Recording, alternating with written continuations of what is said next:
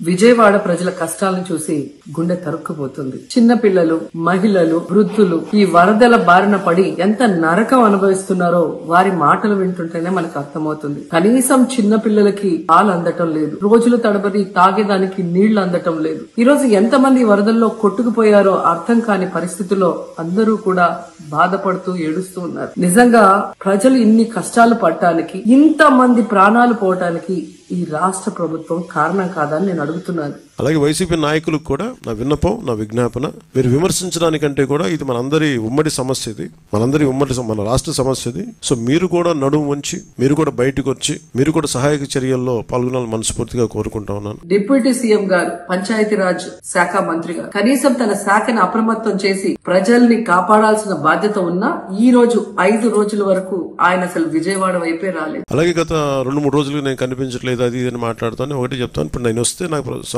ఇబ్బంది ఏంటంటే ఈ సహాయక చర్యల్లో ఇబ్బంది పడిపోతుంది. ఒకసారి అందరిని మీద పట్టడం, దానివల్ల అధికార యంత్రాంగానికి కూడా ఒత్తిడి అవుద్ది. దానివల్ల నన్ను వాళ్ళు చెప్పడం వల్ల రాలేకపోయాను. అది నిన్న మీకు క్లియర్ కట్ గా తెలియజేశాను. ఇంకా దీన్ని విమర్శించాలని ఎవరన్నా వైసీపీ నాయకులు అనుకుంటే భవిష్యత్తులో ఎప్పుడైనా సరే మీరు నాతో పాటు రావచ్చు, ఎక్కడికైనా సరే నాతో పాటు నా కాన్వాయ్లో తీసుకెళ్తాను మిమ్మల్ని. నాతో పాటు నడవండి.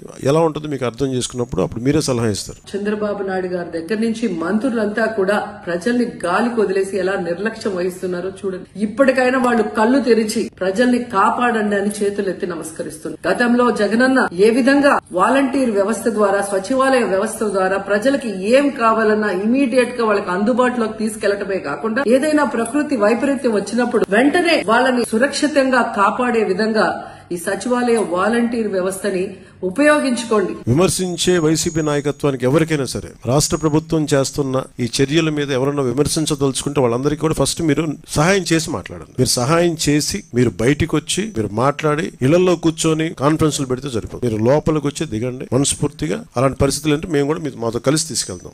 Save a life. Download UBlood app. UBlood for the new blood.